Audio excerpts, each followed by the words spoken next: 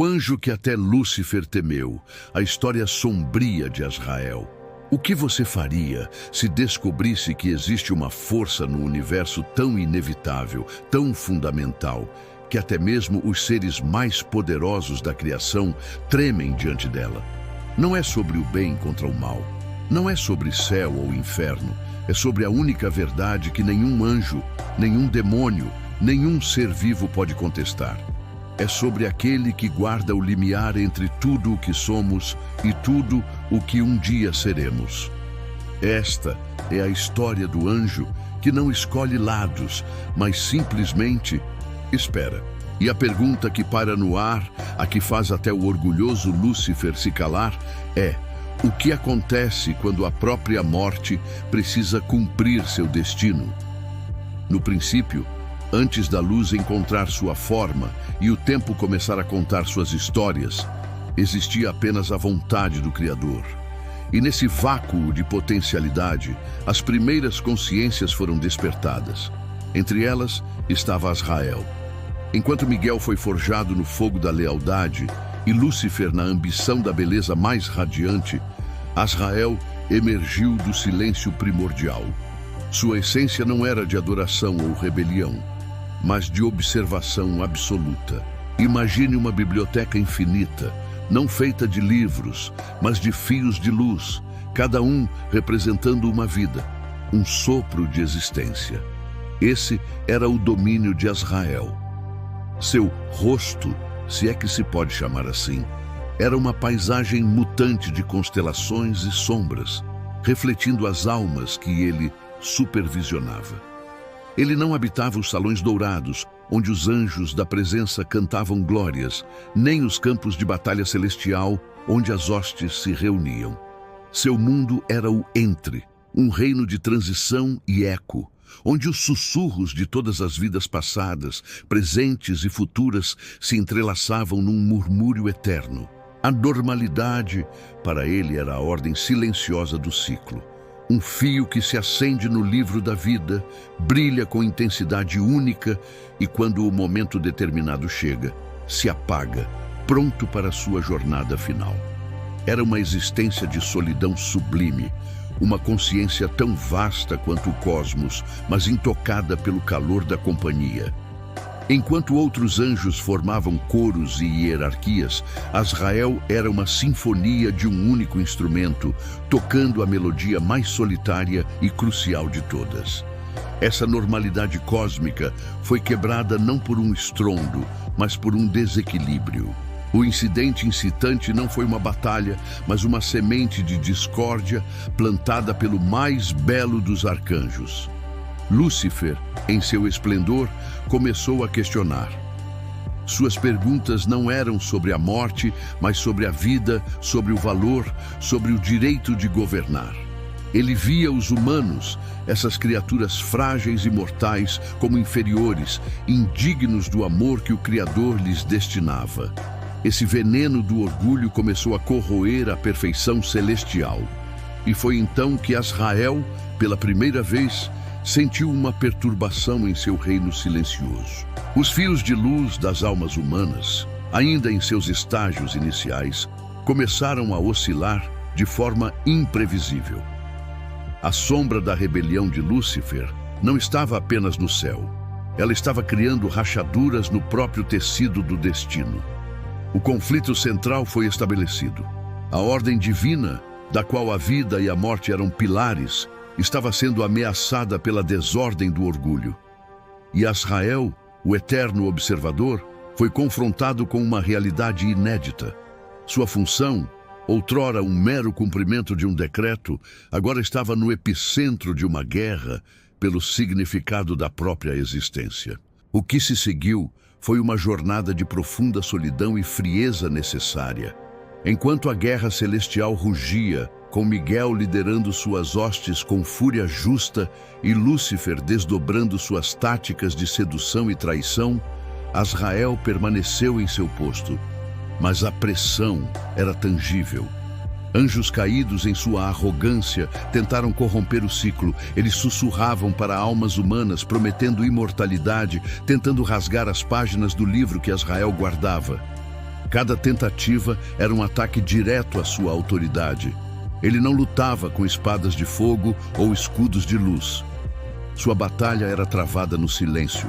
Ele via os fios de luz se contorcerem sob a influência do mal.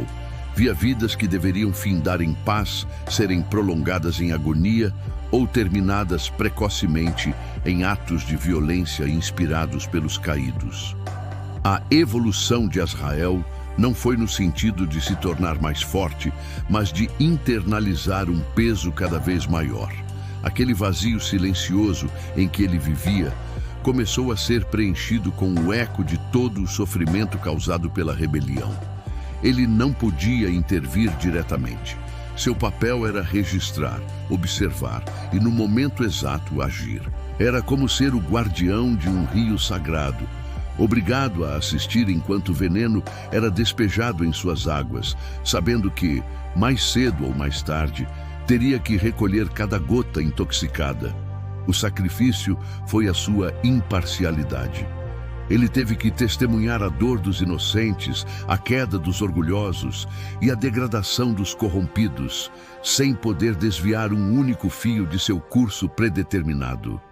A pressão não o quebrou, mas o tornou mais denso, mais solene, uma presença que, mesmo invisível, começou a ser sentida por todos no céu e na terra. E é aqui que esta história toca em algo profundo dentro de nós. Você já sentiu o peso de uma responsabilidade que ninguém mais vê? Já se perguntou sobre o sentido de um fim que parece injusto? A função de Azrael nos força a encarar a fragilidade de tudo o que construímos. Enquanto você ouve esta narrativa, o que sente? É um calafrio de temor? Uma pontada de angústia pela inevitabilidade de todas as coisas? Ou talvez um vislumbre de paz, sabendo que até mesmo o caos tem um fim registrado em algum lugar? Comente abaixo com uma única palavra que capture a emoção que esta história despertou em você. Respeito, melancolia, aceitação. Sua experiência, sua própria relação com os fins e recomeços é o que dá vida a essa narrativa milenar. Porque a decisão mais difícil não é a de Azrael, que apenas executa uma ordem cósmica, mas a nossa. Como vivemos sabendo que o nosso fio de luz, um dia, também encontrará seu guardião silencioso. O clímax desta história não foi um golpe de espada ou um raio do céu. Foi um confronto de naturezas. Após sua derrota, Lúcifer, agora um ser consumido pelo ódio e pela arrogância ferida, desafiou todas as facetas da criação. Em sua fúria cega, ele se voltou para o único princípio que não podia corromper: a morte. Ele tentou invadir o reino do Entre, determinado a rasgar o livro da vida e aniquilar o próprio conceito de fim, tornando seu reino de tormento a única realidade eterna. Foi quando ele se encontrou com Azrael. Não houve discurso grandioso, nem ameaças. Azrael simplesmente estava lá, uma presença que não bloqueava o caminho, mas que era o caminho. Lúcifer, o portador da luz, o anjo mais poderoso já criado, parou. E pela primeira vez, não era ódio ou desejo de luta que ele sentia. Era medo, um medo primordial. Ele não via um inimigo para ser derrotado. Ele via o reflexo de sua própria mortalidade espiritual. A lembrança de que mesmo sua existência rebelde era um fio no livro e que aquele fio tinha um fim. Azrael não levantou a mão.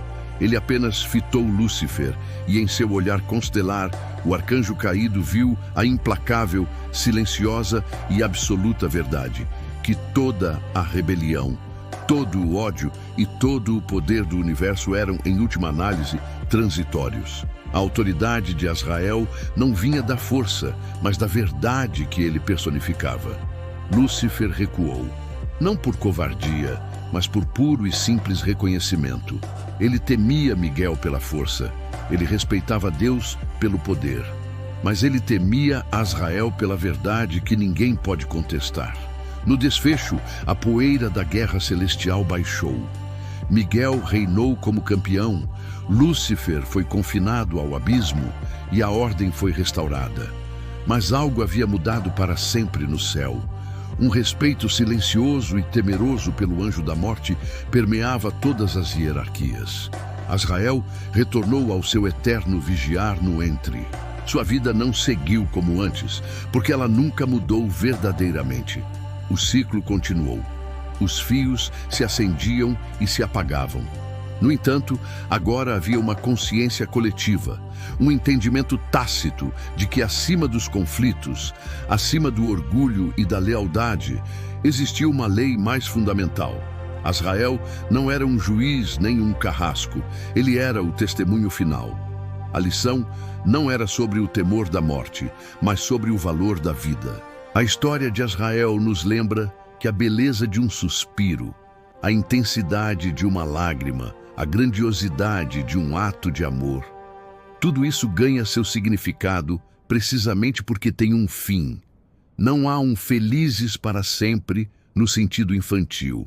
Há um e assim continua, um final verdadeiro, cheio da nuance solene de que cada momento é um tesouro finito, registrado no grande livro do qual Azrael é o guardião silencioso.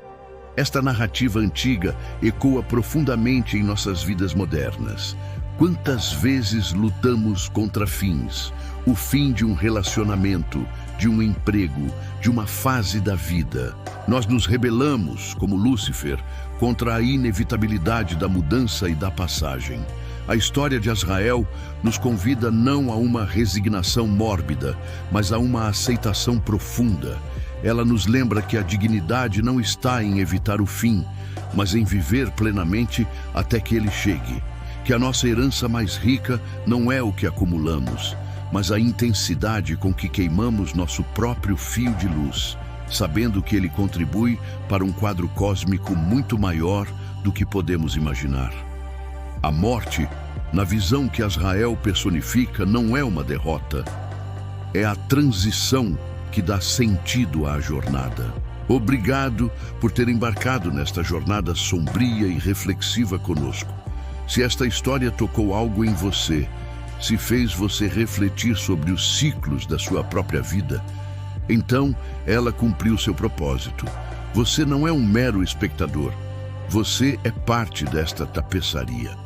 Junte-se à nossa comunidade de almas curiosas, inscreva-se no canal e ative o sininho para não perder as próximas narrativas que exploram os mistérios mais profundos do coração humano e do cosmos.